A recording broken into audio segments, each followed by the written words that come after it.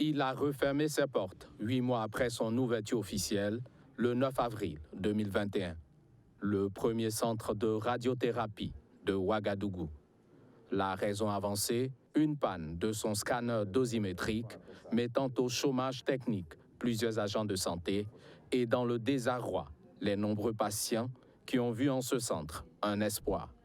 Prévu pour plus de 1000 patients par an, il visait à traiter plusieurs types de cancers, notamment ceux de l'estomac, de l'œsophage, du rectum, du poumon, de la prostate et du col de l'utérus.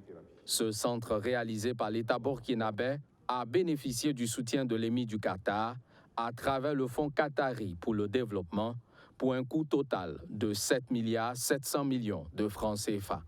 Aujourd'hui, dans l'ombre, il souffre en silence. C'est le cas de ce jeune homme que nous appellerons Madou.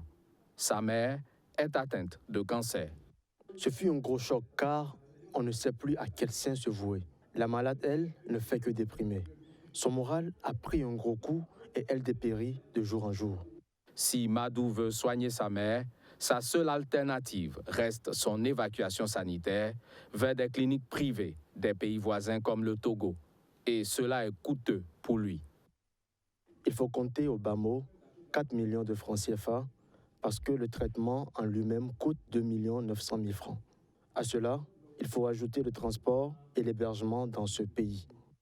Dr Haruna Louré est médecin anesthésiste réanimateur au CHU Bogodogo à Ouagadougou. Il n'est pas surpris par cette débâcle du centre de radiothérapie.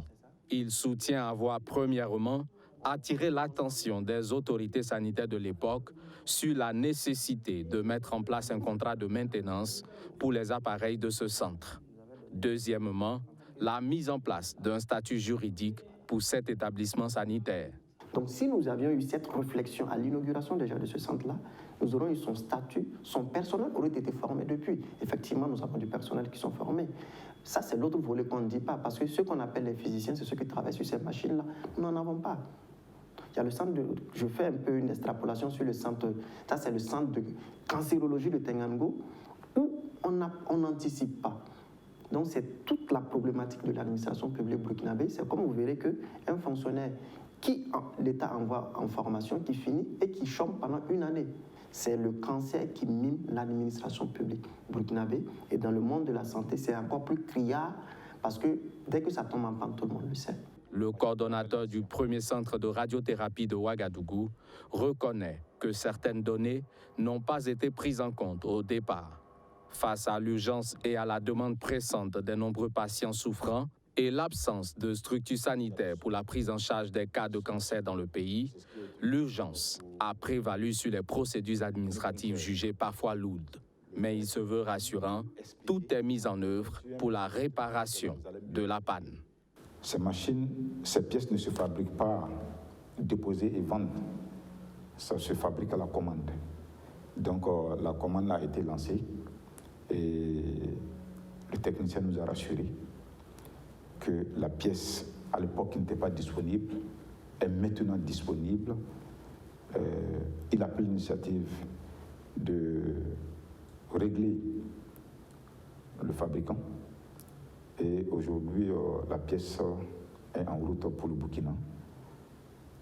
Voilà, pour que, dès que ça arrive, il nous a rassuré que l'installation ne prend pas assez de temps.